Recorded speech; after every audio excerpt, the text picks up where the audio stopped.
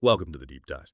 Today we're plunging into something truly fascinating and maybe a bit perplexing too.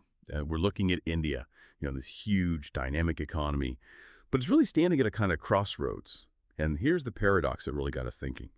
India's made this incredibly ambitious pledge, net zero emissions by 2070. Huge goal, great vision.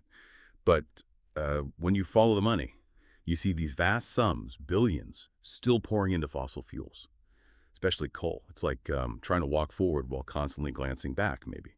So our mission today is to unpack this. Why is it happening? What does it really mean for India and honestly for all of us? And, what could that cleaner future actually look like? It sort of pulled back the curtain on some big choices and their consequences. And believe me, the amount of money involved and the institutions. Well, it's quite the climate conundrum. It really is a stark contrast, isn't it? And what's fascinating, I think, is how deep these financial habits run. They're really woven into the economic fabric. You've absolutely hit it. India's at a choice point, a really critical one. And this isn't just about hitting climate targets, so that's vital. It's fundamental to their economic strategy, public health, its place in the world, really.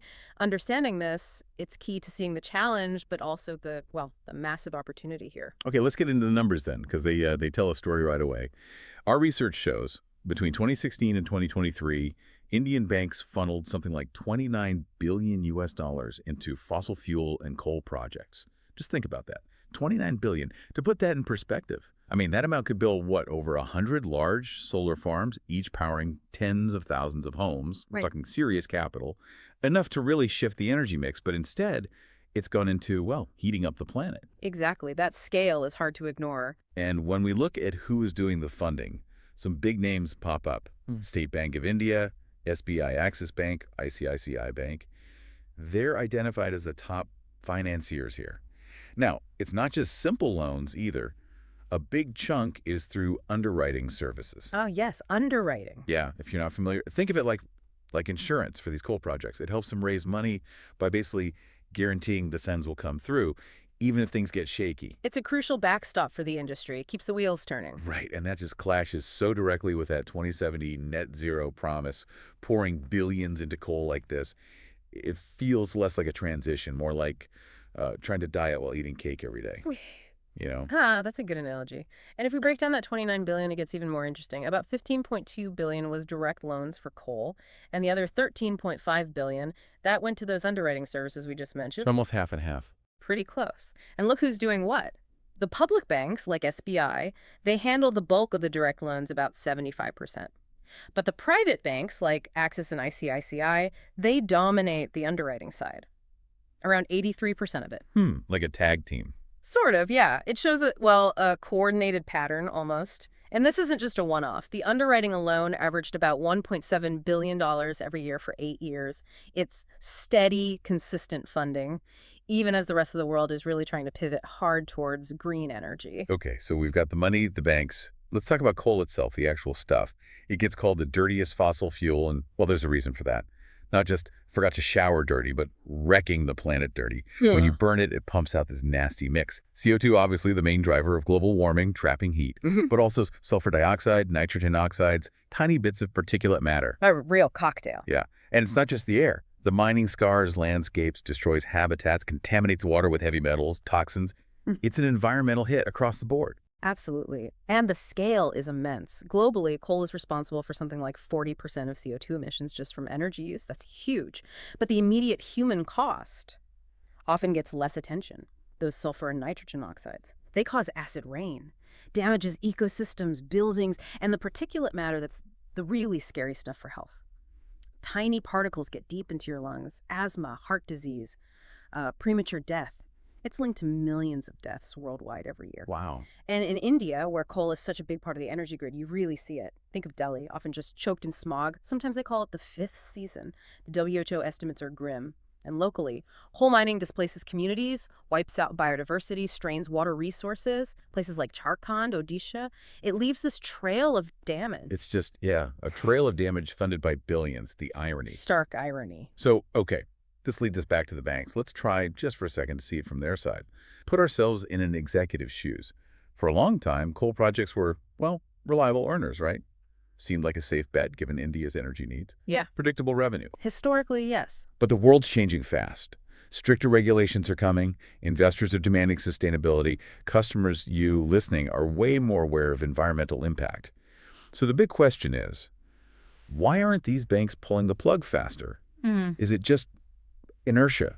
The difficulty of changing course, fear of losing business to competitors who will fund coal, or just that classic short-term profit versus long-term risk calculation? It's likely a mix of all those things, and that perceived safety you mentioned, it's becoming a bit of a mirage. We talk about stranded assets and finance. That's when an investment basically loses its value because the market shifts or regulations change. Like investing heavily in horse-drawn carriages just as cars roll out. Exactly that kind of thing. And the risk isn't theoretical. Our research found major investors in India, HDFC Mutual Funds, ICICI Prudential, they lost around $3 billion between 2016 and 2020 just from underperforming coal stocks. $3 billion.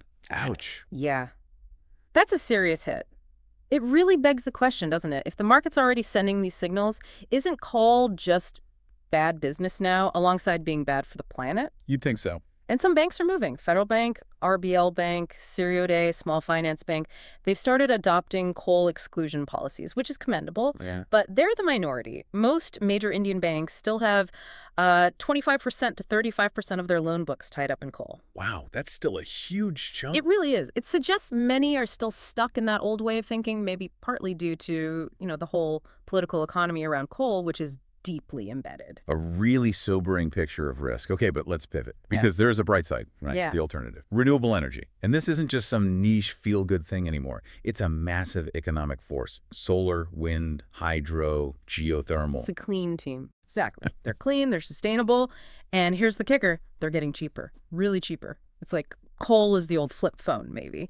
And renewables are the latest smartphone. It's getting better and more affordable all the time. Plus, jobs.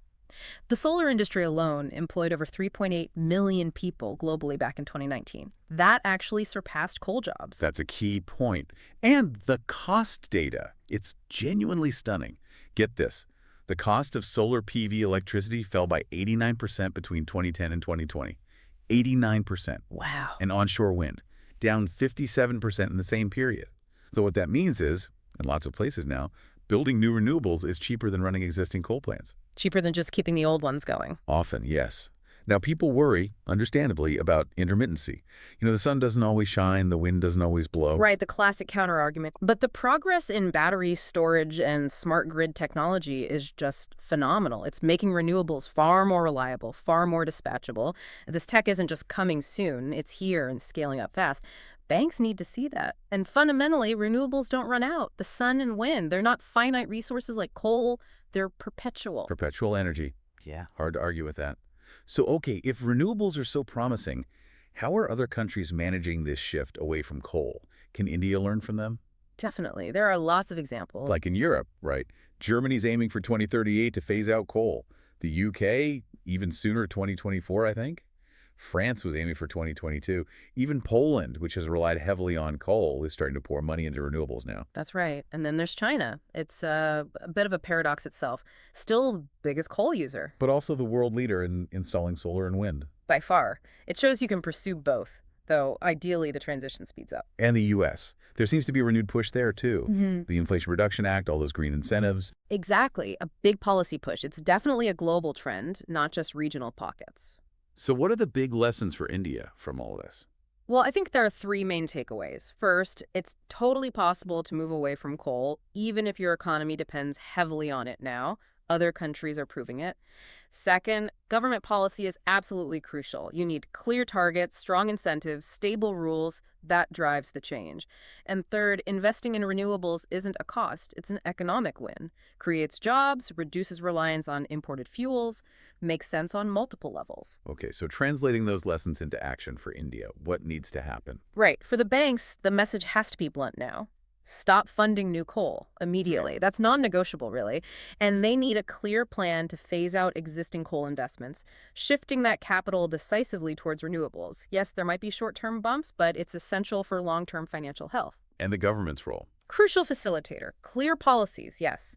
Incentives like tax breaks for green projects, maybe even mandatory targets for bank green lending, and definitely stricter regulations on pollution to make coal less attractive economically. Makes sense. And then there's us, you, the listener.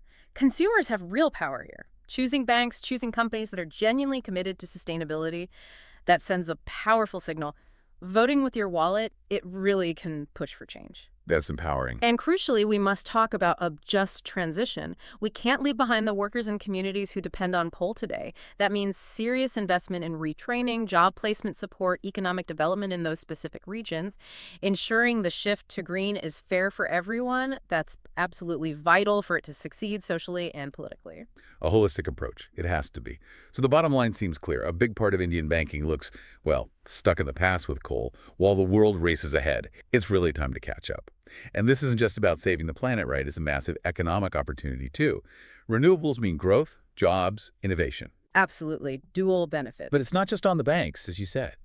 It takes everyone.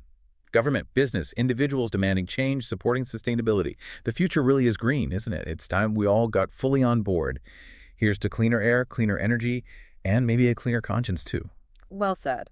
And perhaps a final thought to leave with everyone.